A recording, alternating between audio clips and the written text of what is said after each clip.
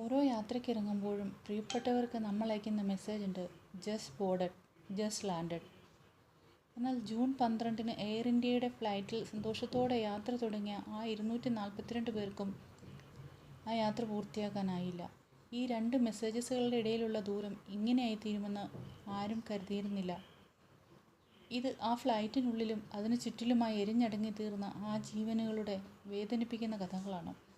പ്രതീക്ഷകളുടെ ചിറകിൽ പറന്ന് ലക്ഷ്യത്തിൻ്റെ മുറ്റത്തിറങ്ങാൻ ആഗ്രഹിച്ചവർ, അതിൽ പഠനത്തിനായി പുറപ്പെട്ടവരുണ്ട്, എത്തുമെന്ന് ഉറ്റവർക്ക് വാക്കുകൊടുത്തിറങ്ങിയവരുമുണ്ട്, അന്നന്നത്തെ അപ്പത്തിന് ചോര നീരാക്കി പണിയെടുത്തവരുമുണ്ട്.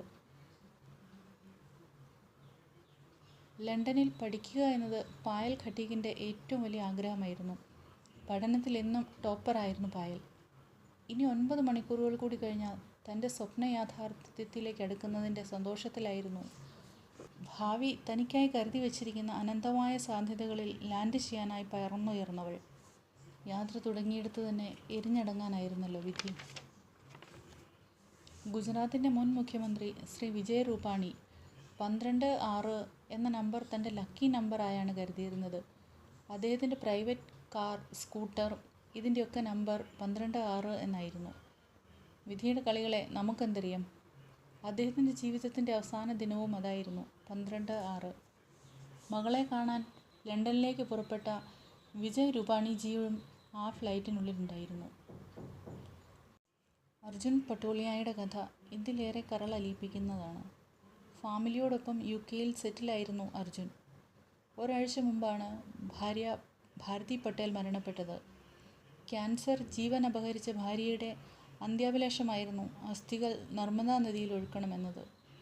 8ഉം 4ഉം വയസ്സ് പ്രായമുള്ള 2 പെൺമക്കളെ സഹോദരനെ ഏൽപ്പിച്ചാണ് അർജുൻ അഹമ്മദാബാദിലെത്തിയത്. തിരികെയുള്ള യാത്ര ആ കുട്ടികളെ അനാഥരാക്കുകയായിരുന്നു. പിതാവിൻ്റെ മരണശേഷം അമ്മയുടെയും മുത്തശ്ശിയുടെയും ഏക ആശ്രയമായിരുന്നു ലോറൻസ് ഡാനിയൽ. എയർപോർട്ടിൽ യാത്രയാക്കി തിരികെ പോയ അമ്മയോട് വീഡിയോ കോളിലായിരുന്നു മകൻ്റെ അവസാന സംഭാഷണം. ഫ്ലൈറ്റിനുള്ളിലെ യാത്രക്കാരെയും കാണിച്ച് അമ്മയ്ക്കിനി ഞാനുണ്ടെന്നുള്ള വാഗ്ദാനത്തോടെയുള്ള യാത്ര. വീട്ടിലെത്തിയ അമ്മയോട് ലോറൻസിൻ്റെ സുഹൃത്താണ് പറഞ്ഞത്, ആൻറ്റി TV നോക്കൂ, ലോറൻസിൻ്റെ പ്ലെയിൻ ക്രാഷായി എന്ന്. ഇനിയും തോർന്നിട്ടില്ല ആ അമ്മയുടെയും മുത്തശ്ശിയുടെയും കണ്ണീർ. ആ ഫ്ലൈറ്റിലെ യാത്രക്കാരനായിരുന്നില്ല ആകാശ്. പ്ലെയിൻ ഇടച്ചിറങ്ങിയ ഹോസ്റ്റലിൻ്റെ മുൻപിൽ ചായ വിൽക്കുന്ന അമ്മയ്ക്ക് ഉച്ചഭക്ഷണവുമായി വന്നതായിരുന്നു ആ 15കാരൻ. കടയിലേക്ക് ആവശ്യമായ സാധനങ്ങൾ വാങ്ങാൻ മകനെ കടയേൽപ്പിച്ച് അല്പം ദൂരേക്ക് മാറിയ അമ്മ. ബഹളം കേട്ട് ഓടി വരുമ്പോൾ തൻ്റെ ആ കട കത്തിയമരുന്നതാണ് ആ അമ്മ കാണുന്നത്. മകനെ രക്ഷിക്കണേ എന്ന് നിലവിളിച്ചോടുന്ന ആ അമ്മയുടെ നിലവിളി സഹിക്കാനാവില്ല. ഒടുവിൽ മകനെ രക്ഷിക്കാൻ ആ തീക്കുണ്ടത്തിലേക്ക് പാഞ്ഞു കയറി ആ അമ്മ. 50% പൊള്ളലേറ്റ് മകൻ്റെ മരണവാർത്ത അറിയാതെ ഹോസ്പിറ്റലിലാണ് അമ്മ ഇപ്പോഴും. 16-ാം തീയതി ഭർത്താവിൻ്റെ ബർത്ത്ഡേ സെലിബ്രേറ്റ് ചെയ്യാനാണ് ഇൻഡോറിലുള്ള ഹർപ്രീത് കൗർ യാത്രയായത്. എന്നാൽ അത് അവസാന യാത്രയായി മാറുകയായിരുന്നു. പപ്പാ, ഫ്ലൈറ്റ് പുറപ്പെടാൻ സമയമായി, ഇനി ലണ്ടനിൽ എത്തിയിട്ട് വിളിക്കാം. ക്യാപ്റ്റൻ സുമിത് സബർവാൾ തൻ്റെ പിതാവിന് നൽകിയ ലാസ്റ്റ് കോൾ ഇതായിരുന്നു. എന്നാൽ ആ കോൾ ഇനിയും വന്നിട്ടില്ല, ഇനി വരികയുമില്ല. 2 വർഷം മുമ്പ് മാതാവിൻ്റെ മരണശേഷം ഒറ്റയ്ക്കായ പിതാവിൻ്റെ ഏക ആശ്രയമായിരുന്നു ക്യാപ്റ്റൻ സുമിത് സബർവാൾ. പുറപ്പെടും മുമ്പ് 88 വയസ്സുള്ള പിതാവിനോട് പ്രോമിസ് ചെയ്തിരുന്നു, തിരികെ എത്തി ജോലി റിസൈൻ ചെയ്ത് ഇനിയുള്ള കാലം പപ്പയോടൊപ്പം എന്ന്. ഇപ്പോൾ മകൻ്റെ അന്തിമ സംസ്കാരം നടത്തേണ്ട അവസ്ഥ എത്ര ദയനീയമാണത്. ജാനുവരി 8-നായിരുന്നു ഖുഷ്ബു രാജ്പുരോഹിത്തിൻ്റെ വിവാഹം കഴിഞ്ഞത്. ലണ്ടനിൽ പഠിക്കുന്ന ഭർത്താവിൻ്റെ അടുത്തേക്ക് ഒരു ജീവിതത്തിൻ്റെ പ്രതീക്ഷയുമായി പറക്കാനൊരുങ്ങിയതാണവൾ. തുടങ്ങും മുമ്പേ അവസാനിച്ച പ്രണയവും പ്രതീക്ഷയും. പ്രകൃതി പോലും കണ്ണീർ പൊഴിക്കുകയായിരുന്നു ആ മൃതദേഹം ദഹിപ്പിക്കാനെടുക്കുമ്പോൾ. തിരികെ എത്തി മക്കളോടൊപ്പം ജീവിക്കാൻ ആഗ്രഹിച്ച് യാത്ര തിരിച്ച രഞ്ജിതയുടെ കഥ നമ്മളെ കരയിപ്പിച്ചതാണ്.